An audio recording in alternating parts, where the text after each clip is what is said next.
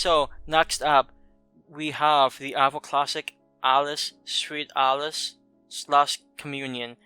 And I only bring up the alternative title because I actually generally know the movie as Communion, but I know Alice, Sweet Alice is a much better title, so there you go. Yeah. Well, when I watched this movie, it actually came up with the title Communion. Huh. So there you go. So And I've got the recent Blu-ray release of it, which is a fantastic release, by the way. Picture quality is about as good as you get for a movie from the 70s. indeed, and especially this movie is a bit on the lower budget too. So pretty much Communion follows a mother and her two children in the early 1960s. One of her daughters gets murdered by a mysterious assailant before she takes her first communion. And many suspect it was the other sister, who's sort of like the bad seed type sister. The husband, the mother and husband have divorced, but he comes back to, get with his remaining child. Try to figure out, hey, who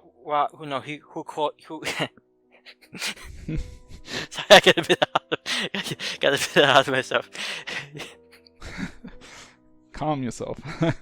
He came back to figure out, hey, who killed my child? So for most of the movie, it's like a mystery, like, hey, who was it actually the little sister who killed his child or not? And we find out who did it. And then the rest of the movie sort of follows a more, a procedural path. It's a very interesting movie in my opinion.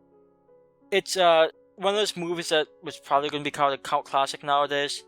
I've seen it maybe 2 times before, but much like Burnt Offerings and pretty much like any movie I've seen, it's been quite some time since I've last seen this one. So it was nice to get to see this one again, because out of any of these movies, I was most excited to watch this one again. And I think it's a lot of fun. It's from the 70s, so it can maybe feel a bit dry at times, the way that some 70s movies happen to feel. But I think there's enough interest here, there's decent suspects, and I don't know, there's just a very authentic vibe to this one, which is, I think, partially helped by its lower budget, but it just feels like, I don't know, to me it feels like a quality piece of 70s cinema. Yeah. I mean, I've tried watching this movie in the past, and just for one reason or another, not really to do anything with the movie itself, I've just always had a tough time completing it. And I mean, I was saying before the show that I had a tough time completing it while trying to watch it last night because I was just really tired. And so I kept falling asleep throughout the movie. Nothing to do with the movie itself. It's just, I had to rewatch it 3 times just to kind of say that, okay, now I feel like I've watched the movie. And I like the movie enough. There's definitely some good aspects to it. I mean, there's some slasher aspects to it.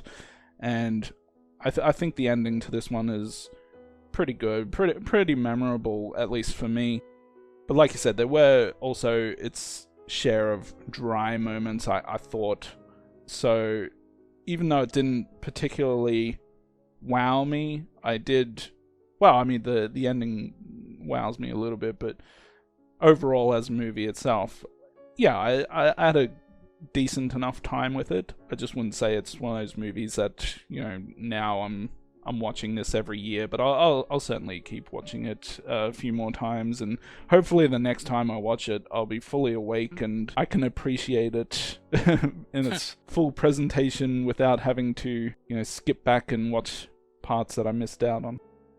Yeah, so aside from slashers, one of my favorite subgenres of horror is giallo, which is an Italian subgenre, which is primarily mystery, but many of them have slasher aspects. Many of the most famous giallos are considered proto-slashers, such as Bay of Blood and many of Dario Argento's stuff. This one is one of the few American movies that almost feels like it has the same type of atmosphere as those Italian movies of the 70s. And in fact, I'm pretty sure partial influence of this movie came from, I guess, the more mystery type, stories of giallos. So I want to bring that up because the atmosphere to this one doesn't really necessarily feel like that many American proto-slashers I've seen from this time period. Even though it's very distinctly American, because, just watching this from a modern day perspective just sort of blows my mind. On a side note, just seeing how low-tech hospitals were, for instance. I don't know, even like things like the refrigerators and stuff, everything looked so odd. But I don't know, it has a feeling to it, which I really appreciated, and it's something I may not necessarily be able to properly put into words. But it's certainly one of the few, I would use the term probably proto-slashers, maybe a slasher, that is actually, I think it's legitimately decent. I guess my main issue is once we find out who the killer is, there's still 30 more minutes to the movie, which is interesting because that's not really what you expect. I somewhat wonder if maybe the identity was revealed a bit early, but at the same time, from a story perspective, you can understand why they did what they did.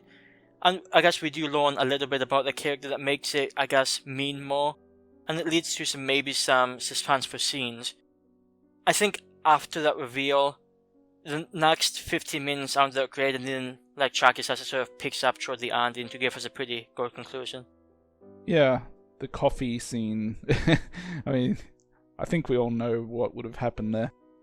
No one makes other people coffee and doesn't make themselves a cup of coffee. Although she had a pretty good excuse, I could buy that. Yeah, maybe. I don't know. and actually, I'm sorry, one more quick thing that I also wanted to mention.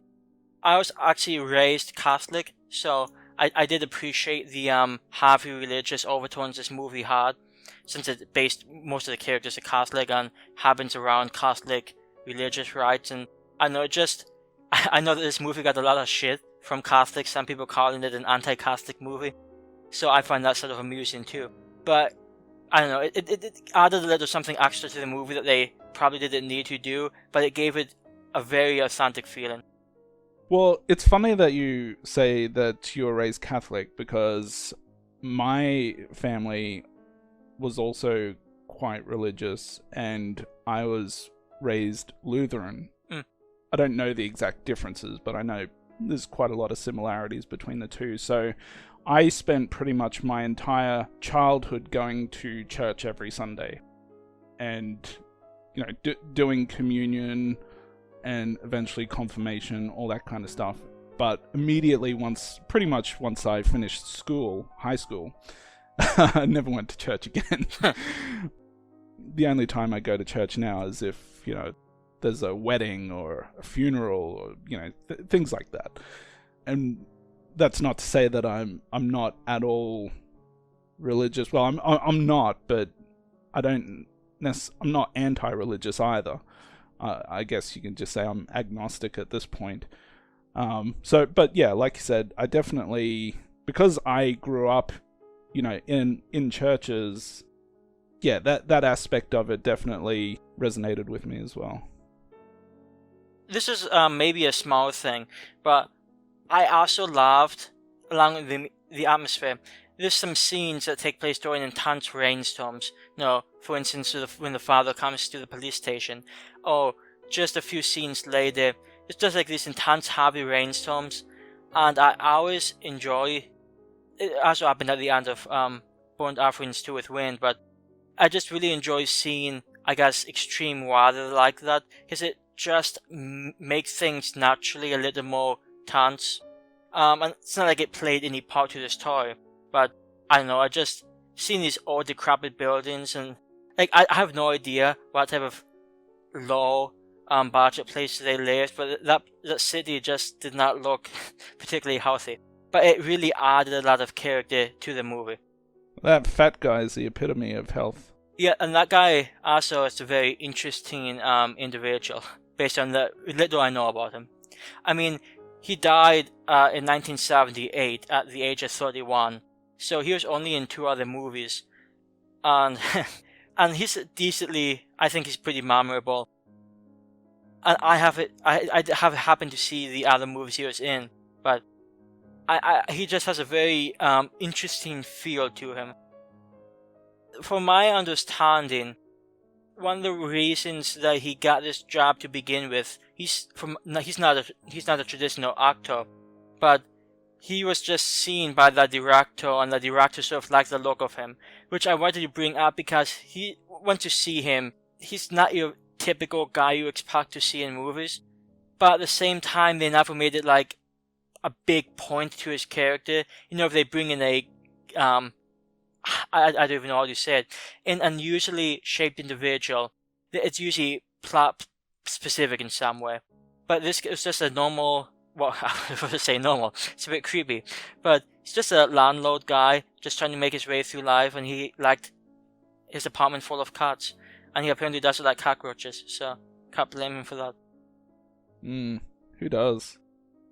I also, I guess, one last thing wanted to mention, even though there's not really that many deaths in this movie, there are a few pretty suspenseful scenes, guy chasing the killer, and guy getting stabbed. One of the best scenes is probably this woman getting attacked on the stairs. She gets stabbed in the leg like 2 or 3 times, she gets stabbed through the foot. It's not like overly gory, but she crawls outside into like this pouring rainstorm and like powders of blood and this chaos, people are screaming, she's crying out. It's a very suspenseful scene, and it has almost like a claustrophobic feel to it, because, you know, this is, you know, back then there's no cell phones, they had no way to necessarily get help unless somebody called the police. So I don't know, that's probably one of my favorite scenes in the movie. But there's plenty of great scenes too, when, like, for instance, the father chases the killer, and where that goes. So I know it's certainly a movie that has feeling. I'm going to give this movie an 8 out of 10. It's not a perfect movie. It's not a movie that I don't know, I could probably watch it on a yearly basis, but I probably wouldn't. It's a pretty good movie. I really like some of the themes that they have going on. It sort of reminds me in part of The Bad Seed, which is a 50s movie, which I'm not sure if you've seen. But, you know, potentially kill a child, so, I mean, even some of the dialogue's like exactly the same. I know, it's a pretty good movie. I think they did an amazing job for what they had to work with. So it's certainly, if you're a fan of 70s horror movies and slashers and or proto-slashers, it's a movie that's worth checking out. Yeah, I feel pretty much the same way. I'm going to give it a 7 out of 10. In terms of 70s horror movies, it's definitely above the average for me, and I assume for most people. And to be honest, I mean, I think it's one of those movies that you look at the poster for it, how can you not want to watch the movie? How can you not be intrigued by that poster? One other thing that's actually really interesting too, and I actually learned about this while watching the movie, but apparently the individual, and I'm trying to find the actress's name, but the individual who played Alice was actually like 19 at the time. She was born in 1957, so yeah, she would have been, assuming this was filmed in 76, it might have been filmed in 75, but either way, if she's only 17, 18, 19, she does not look that old in the movie, so that's pretty impressive.